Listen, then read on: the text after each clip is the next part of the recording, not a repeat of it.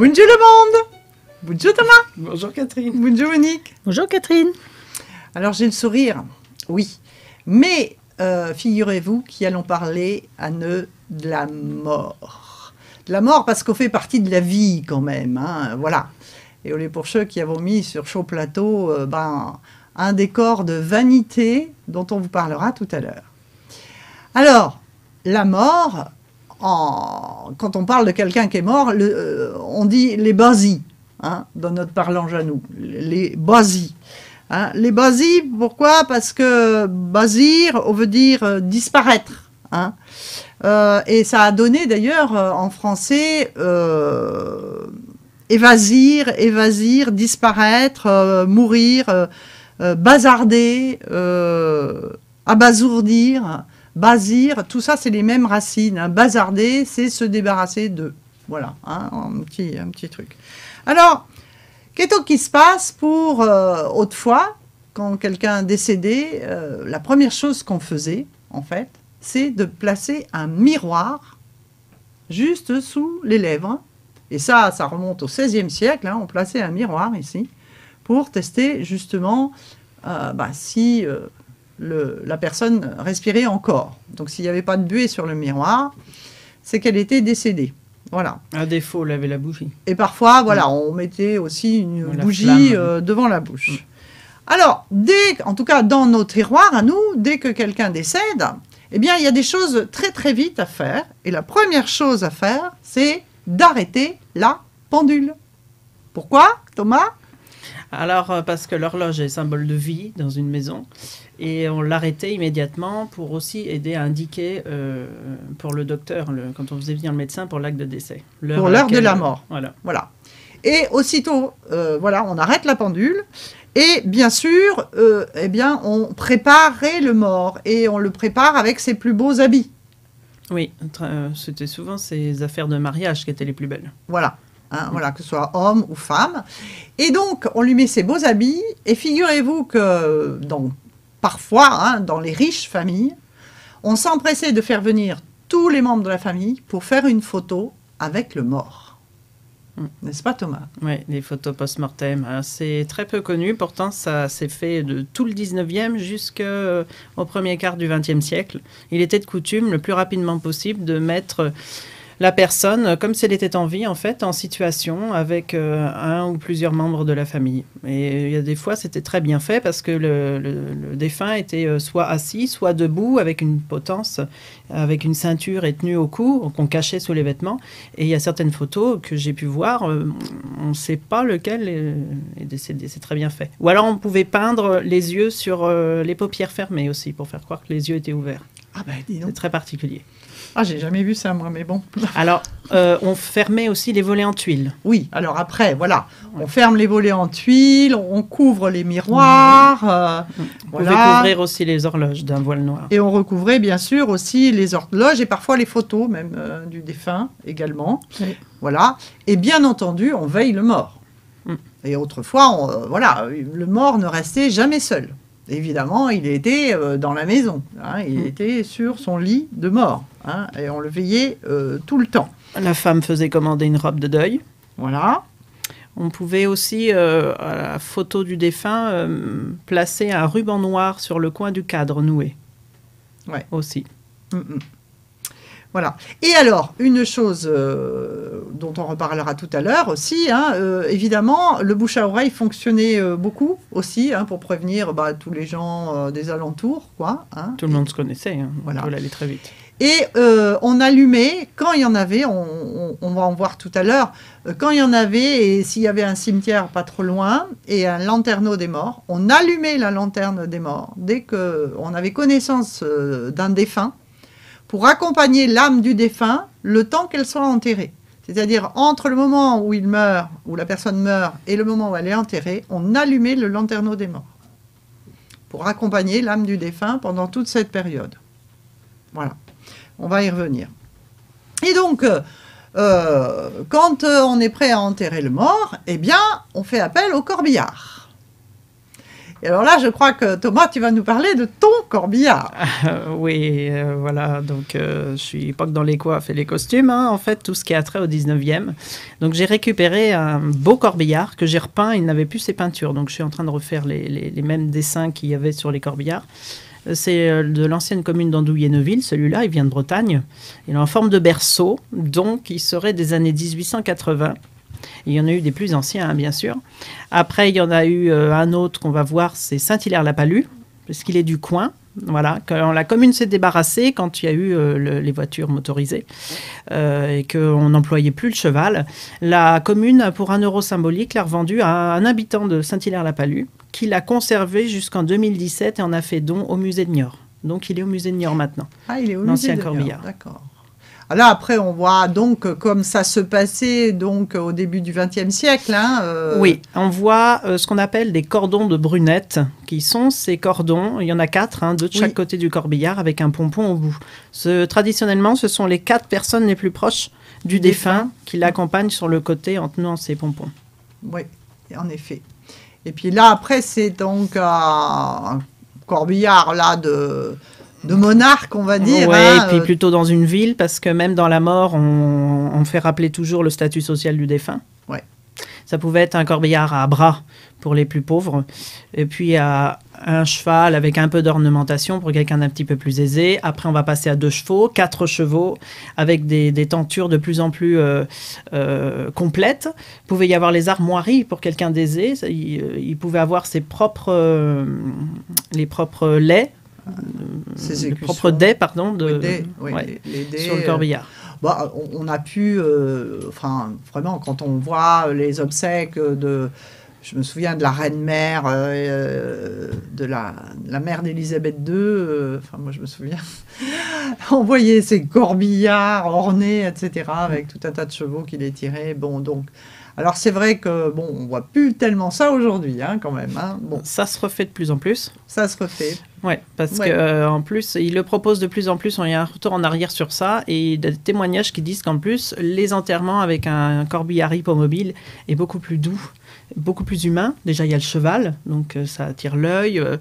Ça permet de tamponner un petit peu cette tristesse. Et puis, on est beaucoup plus proche. On voit le cercueil, on marche au pas du cheval. C'est beaucoup plus humain, on va dire, je trouve, moi, en plus. Alors, puisqu'on parlait des familles aisées, d'aristocrates, hein, on voit cette différence sociale, hein, aussi dans les cimetières, malheureusement. Hein, dans tous les cimetières, hein, qu'ils soient dans les grandes villes, où là, on a des monuments à l'intérieur des cimetières, hein, vraiment des monuments où on montre sa richesse, finalement, la richesse du défunt. Mais même dans nos petites campagnes, nous, dans nos cimetières, on voit bien, hein, malheureusement, ces différences sociales, hein, dans les cimetières. Alors, il y en a qui ont de très belles chapelles avec leurs armoiries, hein, comme on peut le voir à l'écran, hein, voilà, parce qui rappellent qu'ils ont une lignée de comtes ou de ducs, etc., hein, voilà. Et on trouve ces chapelles, hein, quand même, il en reste quelques-unes dans les cimetières de nos régions. Alors, avec des armoiries, j'ai jamais vu. Ah ben si, là, moi j'en ai. Oui. Voilà. Mais après, oui, on en voit un petit peu dans tous les cimetières. Oui. Et puis, alors, ce qui est... on en voit moins, mais les riches familles également faisaient faire sur donc la stèle des couronnes.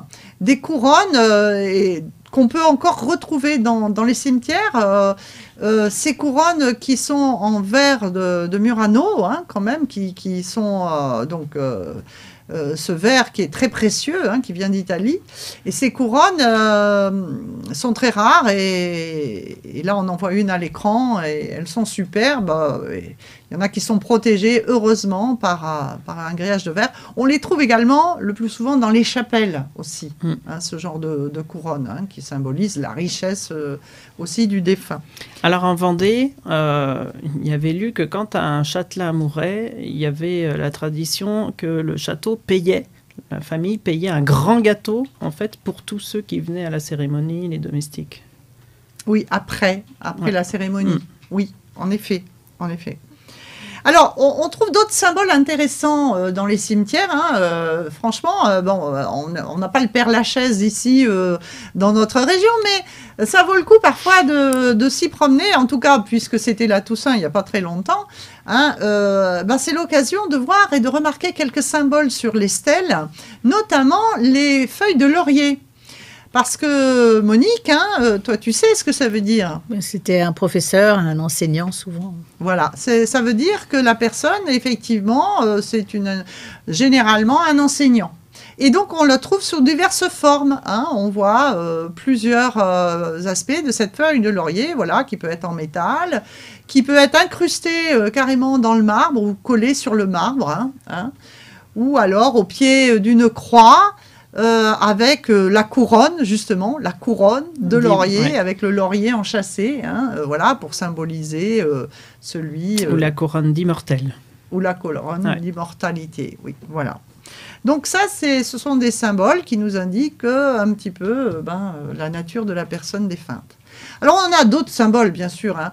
Alors, un peu partout dans la région, il y a également... certains souhaitent se faire enterrer et que sur leur stèle, il y ait un symbole réservé aux initiés. Là, on voit un triangle. Alors, le triangle, bien sûr, ça peut symboliser la Trinité, mais en l'occurrence ici, ça peut symboliser aussi un franc-maçon.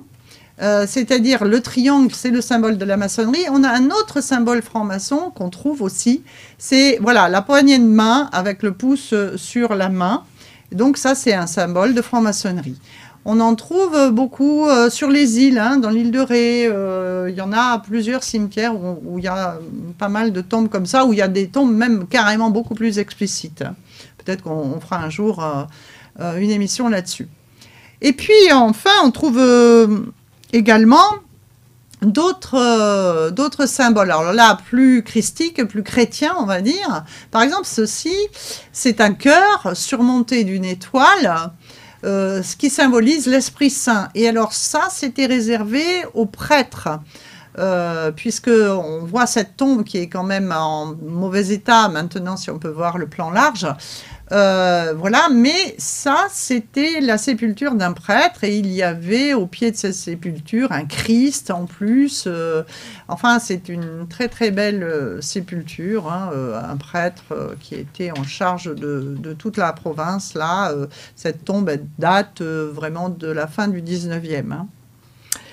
Et puis, on trouve également alors d'autres symboles plus fréquemment. Ce sont des colonnes brisées. Alors, les colonnes brisées, c'est réservé aux jeunes enfants, parfois aux jeunes enfants qui n'étaient pas baptisés, en tout cas plus largement aux jeunes qui meurent trop tôt de maladie ou autre. Mais c'était réservé également, on en trouve pour évoquer ceux qui sont protestants.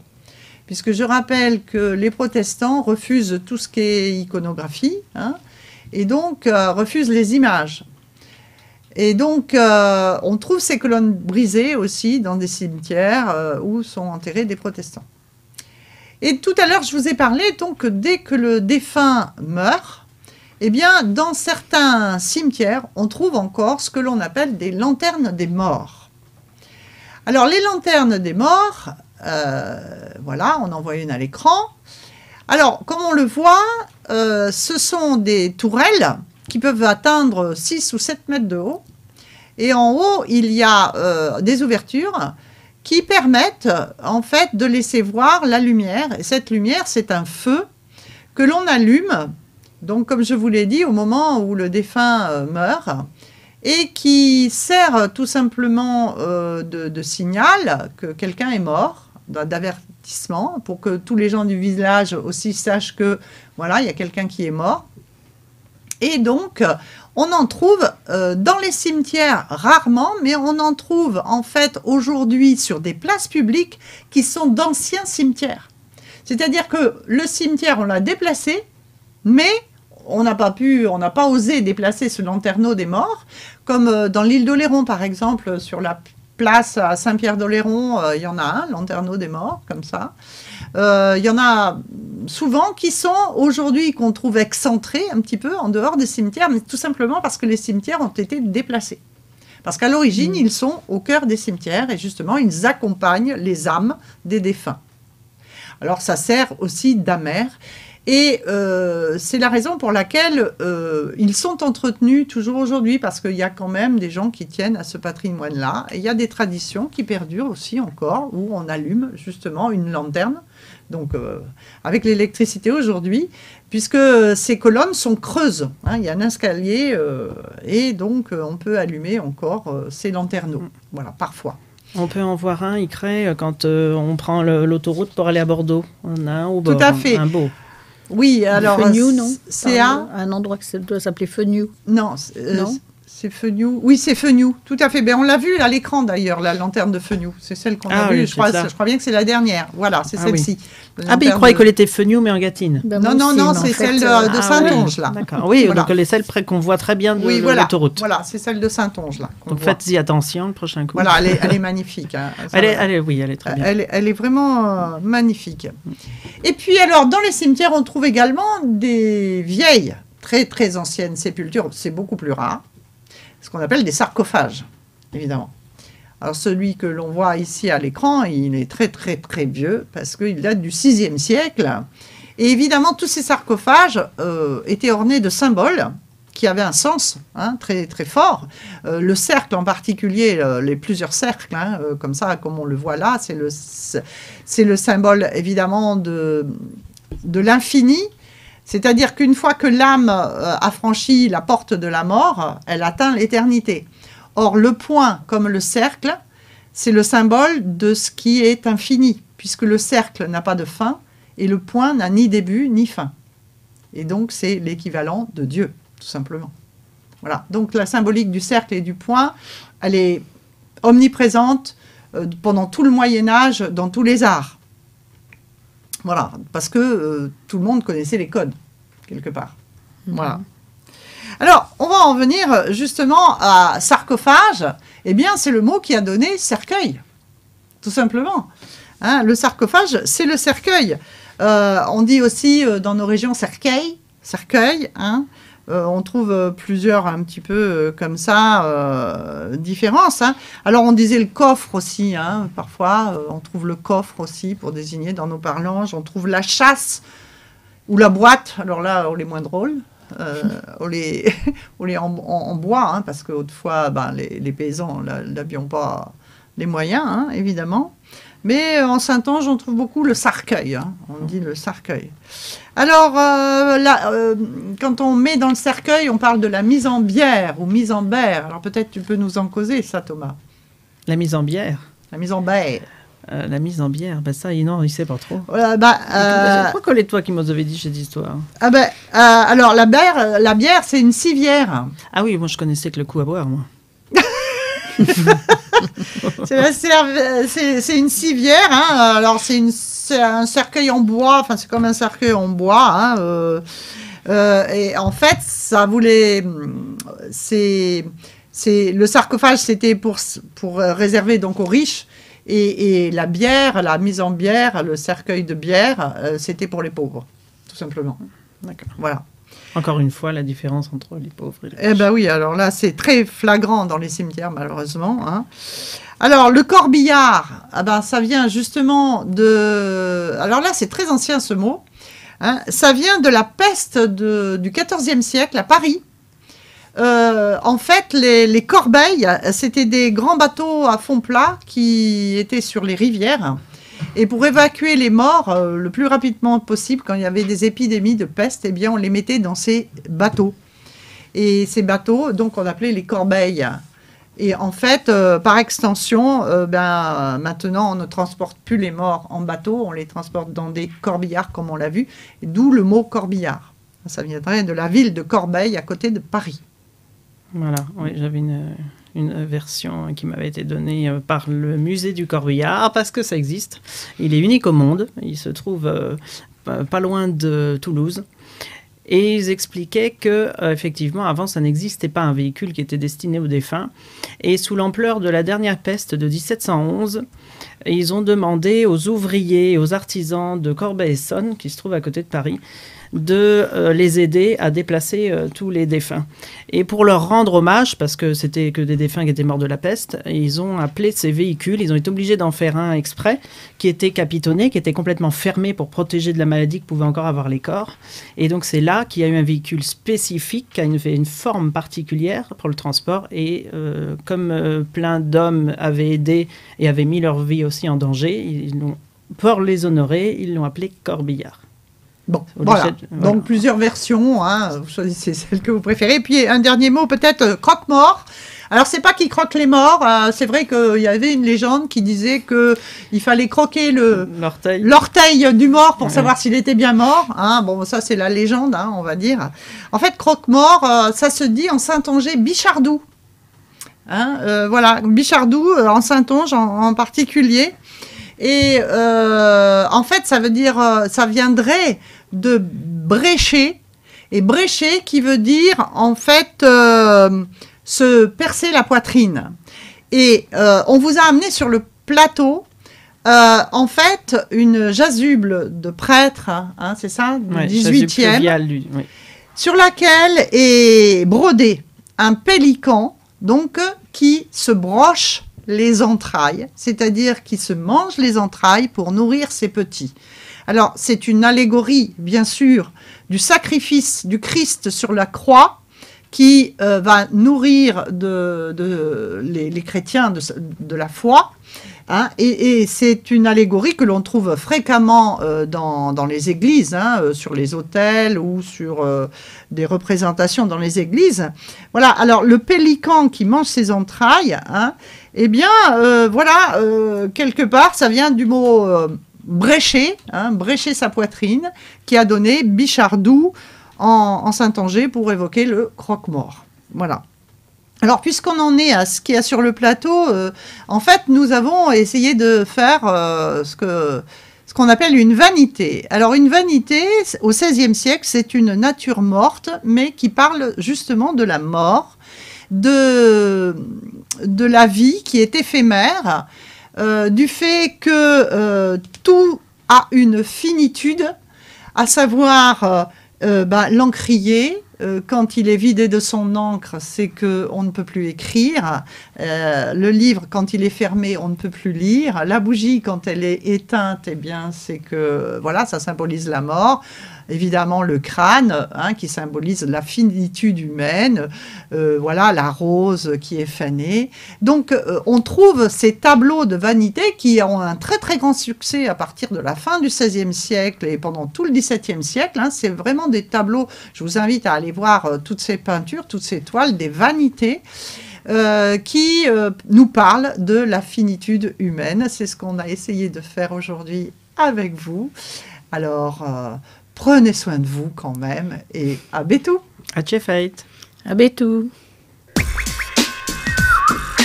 Une demi-heure, les amis.